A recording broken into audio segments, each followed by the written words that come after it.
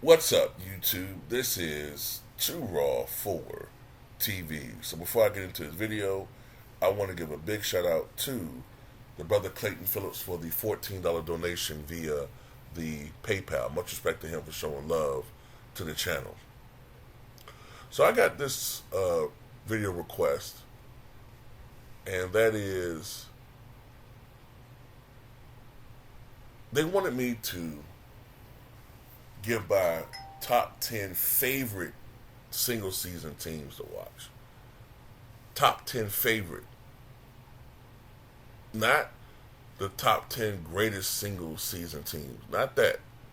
Not what top 10 teams I thought were the greatest teams ever. But my favorite teams to watch. That's a totally different question. So, this is the thing. There's going to be a lot of Chicago Bulls teams on here, because that's my squad. Secondly, the top four are pretty much in order. 5 through 10, I'm kind of like, I just figured out in order. That's a little bit more guesswork, but these are definitely the top 10 teams that come to mind as far as my favorite teams to watch. And usually the thing about these teams is it was teamwork. You know, they were it was teamwork. It was beautiful basketball to watch, and I was rooting for these teams. All right, I was rooting for these teams every time. So at number 10, I have the 2014-15 Warriors. That may come as a shock to today's Warriors fans because a lot of people think I'm a Curry hater and a Warriors hater, but at that time, they were new because most people were thinking that the 2015 finals would come down to the Cavaliers and the Spurs. But then here comes the Warriors out of the blue, having a monster year, 67 wins. Steph Curry wins MVP. But that back then, they were truly the Splash Brothers because Curry only averaged like 23, 24 points a game. And I think Clay averaged like 21, 22. So they were really the Splash Brothers back then. Not as, Curry reliant, Curry dominant now, the offense, as it is back then as it is today. But that team featured a much, much younger Steph Curry, much, much younger Clay, much, much younger Draymond.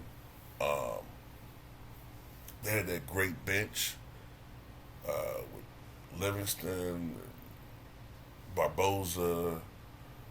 That team also had Harrison Barnes, Andre Bogut. I mean, just, a great, great team, man. And the icing on the cake is, in the finals, they beat the so-called king. Beat his ass. I don't care about being shorthanded because, hey, the very next year, the Warriors were shorthanded. Nobody cared. So, anyway, that's number 10. Number 9, I will have the 2003-2004 Pistons. I believe they went 54-28 that year. And they were a great, great defensive team. Top 1, top 2 in points yielded and defensive rating. That team, of course, was anchored defensively by the great Hall of Famer Ben Wallace. That team also had all-star level player Rasheed Wallace, Rip Hamilton, Chauncey Billups, Tayshaun Prince, who did a great job on Kobe Bryant in those 2004 NBA Finals. Great, great bench. I think Darvin Ham was on that team, Corliss Williamson. I think Bobby Searle was on that team. I think Eldon Campbell was on that team, coming off the bench. So that was a great, great team. My thing was, I truly overestimated Shaq's what he had left.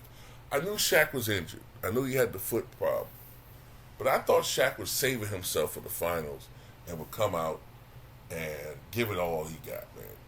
I knew he wasn't the same Shaq that could average 38-15, but I thought maybe he could come out there and average like 28-12 or something, right? Nah, I don't think he averaged that. But then again, he wasn't getting the ball as much. By that point, the Lakers were playing more outside in than inside out. So, and Detroit beat that ass. It wasn't for Kobe, it would have been a sweep. It wasn't for Kobe hitting that buzzer beater with the Lakers ultimately winning that game. It would have been a sweep. I think that was game 2. So, at number 8, 2000-2001 76ers. I think that team went 56-26 during the regular season. What really changed up things for that particular team was the trade of Theo Ratliff to the Atlanta Hawks for the Dikembe Mutombo. Now, they lost some offense because they also traded Tony Kukoc to Atlanta, if I'm not mistaken. And I think the team got rid of Vernon Maxwell. But Dikembe Mutombo was an improved version of Theo Ratliff. Score a little bit better, bigger size, better rebounder, tremendous shot blocker as well. And while he proved to be no match for that version of Shaq in 2001, the Sixers were a defensive-oriented team, and AI did his thing that year. Oh my God, did he do his thing. I mean, one of the greatest series I've ever seen was that playoff series between the Raptors and the Sixers back in 2001. Oh my goodness. You had Vince Carter coming out, dropping 51 games. Then you had AI with 2 50-point games in that series. I think it was a 52-point game. And then when he was physically given the MVP award that night, he came out and hit like 8 3-pointers, if I'm not mistaken, and dropped 54 points in that game. I mean, it was just an unbelievable series. In the first round, they beat the Pacers. Then in that round, they beat the Raptors. In the conference finals, they beat the Bucks. And a lot of people say there's some funny money business about that, but it is what it is. They beat the Bucks, and they lost to that super Lakers team in the finals. Now, that Lakers team only won 56 games, I think, themselves, but that record is misleading because of all the injuries that team had during the regular season. And but once they got their act together, man, my goodness, let me stop. I'm looking at Danica Patrick on TV. My goodness. Anyway,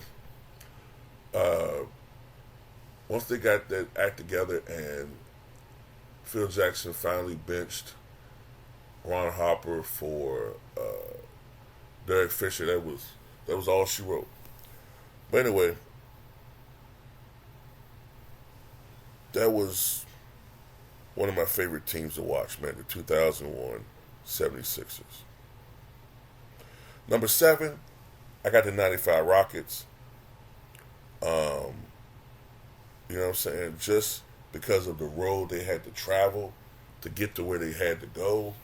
They were struggling during the regular season. Then they made that trade for Clyde Drexler. He gave a spark to that team. But they still had, nobody saw that team repeating. Nobody saw it. Remember Dave Robinson was the MVP. The Spurs won 62 games that year. Then you had the Suns. They were looking to, get that, elusive title. Utah was improving. The Magic, like they were the team of the future. And they beat every one of the teams I just named. They beat Utah Jazz in the first round. I think Utah won 60 games. Then in the semis, they came back from a 3-1 deficit to beat the Suns in 7. I think the Suns won 59 games. Then in the conference finals, they beat the Spurs, who had won 62 games, a league high. Elijah Wan destroyed David Robinson in that series. And then in the finals, they came back and beat the Magic. Now, if I remember correctly, that game 1, the Magic had like a 20-some point lead over the Rockets. And it looked like, they were going to beat the brakes off this team. But they came back. Kenny Smith hit like 7 threes in that game. And ultimately, Olajuwon tipped in the game winner. They won game one. I think that loss mentally destroyed the Magic. They lost game two at home. And then Houston took care of business in game three and game four. That was Don't Stop Believing. I think that team went 40, either 47 and 35 or 46 and 36 during the regular season.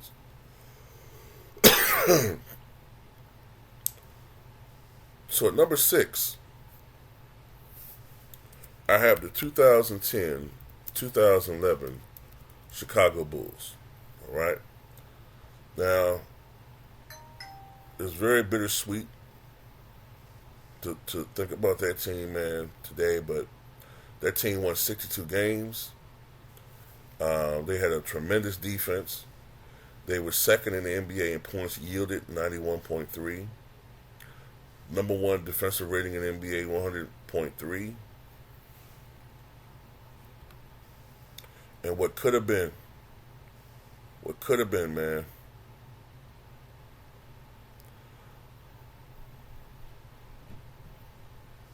What could have been. Like I said, that team was not outstanding offensively, but defensively, they were number 2 in the NBA as far as opponents' field goals made. They yielded only 34 field goals a game made per team. That was number 2 in the NBA. They only allowed their opponent to shoot 43% from the floor. That was number 1 in the NBA. They only gave up 5.2 3-pointers per game. That was number 1 in the NBA. Their opponents only shot 32.6% from the floor. That was number 1 in the NBA. From 2-pointers, the opponents only shot 45.6% from the floor. That was number 1 in the NBA. They were a great rebounding team. 4th in offensive rebounding. Number 1 in defensive rebounding. Number 1 in total rebounding as far as their opponents. And the Bulls were number 2 in the NBA in total rebounding. So that team featured, of course, Luol Deng, young phenom Derrick Rose, who I believe won the MVP award that year at age 22, Joakim Noah, Carlos Boozer, Kurt Thomas, the ageless one at that time, Ronnie Brewer, Taj Gibson, Kyle Korver.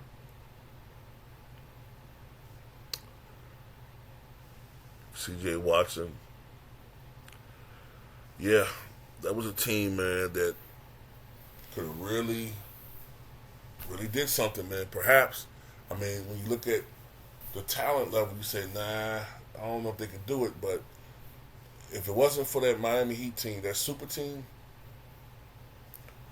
I think they would have went to the finals. And who knows? Maybe they could have beaten the Mavericks. Maybe.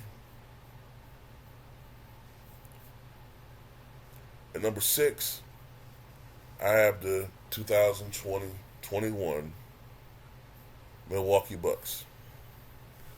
That was like watching my baby, you know what I'm saying? Because I remember talking to dudes on here being yelled down, mocked in the comment section by me saying I thought that Giannis could win a championship with the Bucks one day. And everybody looked at that like, I was crazy. But I knew that team had the potential to do that if everything went the right way and they played the brand basketball they were supposed to play. That year, they didn't play a full 82-game schedule, but that year they went 46-26, and they were number 1 in the NBA in scoring at 120 points per game. Their defense wasn't the absolute best, but it was decent. It was 10th in the NBA in defensive rating. Because of their pace, they were 22nd in points given up, but their pace was really fast, so that's a little bit misleading. That team, of course, featured the magnificent Giannis Antetokounmpo, who that year averaged 28.1 points 11 rebounds, and 6 assists. Chris Middleton averaged over 20 points per game that year. Drew Holiday, who is no longer there now, but he took over and was a big upgrade from Eric Bledsoe. And that team also featured Dante DiVincenzo, Brooke Lopez, Pat Connaughton, Bobby Portis, P.J. Tucker was on that team, Brent Forbes, DJ Augustine, Jeff Teague, and they won the second championship for the franchise in 50 years. All right, so that's that. So at number 4, I have the 1990-91 Chicago Bulls. All right, the first championship team. It was so exhilarating watching that team play basketball. This is when Mike was still in his athletic prime. Pippen was starting to come into his own. Pippen would have certain nights where, for certain stretches, he might have been the best player on the floor. But Jordan was Jordan, you know what I'm saying? Seeing the other guys mentally mature. Horace Grant, who doesn't get mentioned enough, in my opinion. He's starting to become underrated. Horace Grant was big for them. Matter of fact, sometimes Horace Grant was the second best player for the Bulls in many of those series during that first three-peat. And then John Paxson, of course, not the greatest point guard in the NBA, man, but was so clutch for the Bulls when they needed him. And, that was just a great year. The Bulls went 61-21 that year. I don't want to ring off too many numbers, but I think they were a great offensive team, a pretty good defensive team. But, yeah, the first championship in Bulls history and validation of Michael Jordan as a player. So before that, number 3, I have the 97-98 Bulls. And, that was because, it was the swan song. It was it. It was over. I knew that was the last dance. So, it was bittersweet. I was hoping that the organization would change their mind and give Phil Jackson one more year, but I knew in the back of my mind it was not going to happen. I was hoping Michael Jordan would change his mind, but I knew that wasn't going to happen, so I enjoyed every game. I savored every game. I knew that we were going to lose this great basketball player, ostensibly because of people's egos. You know what I'm saying? And once they won that title, I'm telling you, every person in Chicago hated Jerry Krause. Hated him. We hated Jerry Krause so much, man. I mean, it's fucked up to say, but when Jerry Krause passed away, I mean, we didn't have that normal sadness, that tremendous sadness, man. Like, we were sorry to hear it, but, we were still angry about a lot of the shit that he did. Now, in hindsight, he was a great scout of talent. He definitely was. But still, man, if you're a Bulls fan back then, would you understand? It'll be like watching a team that you know can win another title just be broken up because someone want to prove that they're great. Some some general manager wants to prove that he's a genius. And it was him. But anyway, round the top 2. Number 2, I got the 91-92 Bulls. Some people think that's the greatest Bulls team ever. They won 67 games. They flirted with 70. Mike and Scotty were pretty much still at the peak of their careers. That team still also had Paxson, but they also had a young B.J. Armstrong. That team also had Craig Hodges, Bobby Hansen, Cliff Levingston, I think, was still on the team. They were a great, great team, man. And then ultimately, number 1, I got to say, any Bulls fan tell you, the 95-96 Chicago Bulls. Michael Jordan's first full season back. redemption for Mike after his embarrassing exit in the semis a year before. People questioning whether he was still the same player, questioning whether he can get back to being the best player in the NBA. I think that was also, in my opinion, Pippen's last great year. After that, the back injury really started taking a toll on him. The NBA was changing. It was becoming more of a slowed down, half-court league. And a guy like Scottie Pippen, who thrived more against open court, up and down play. He thrived more in that, slashing. That was more his game. Plus, he was getting a little older anyway. So offensively, Scottie Pippen started falling apart after '96. But yeah, that was the year, man. Those were the days of our lives. But anyway, those are my top 10 favorite teams to watch as far as individual seasons. Though there are some other honorable mentions, I would say. 2014 Spurs, 2001 Kings, I would say. 2008 Celtics.